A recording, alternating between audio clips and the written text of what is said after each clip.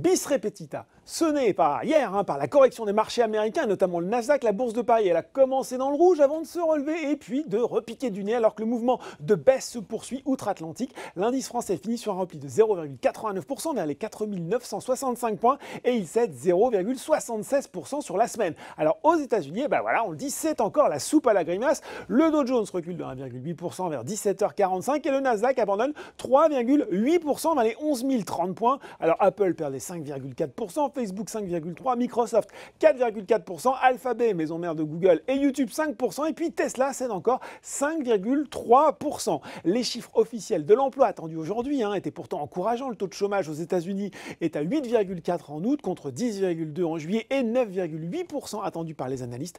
Par ailleurs, 1,37 million d'emplois ont été créés en août par l'économie américaine. C'est en ligne avec les attentes. Wall Street qui aura bien besoin d'un week-end de 3 jours pour se remettre. Les marchés américains seront fermés lundi pour la fête du travail. Allez, retour en France. Côté des valeurs, en hausse, les valeurs bancaires qui profitent de l'annonce du projet de fusion des banques espagnoles CaixaBank et Bankia, ce qui créerait un nouvel ensemble détenant plus de 650 milliards d'euros d'actifs. Société Générale finit en tête du SBF 120, BNP Paribas et Crédit Agricole sont également bien orientés.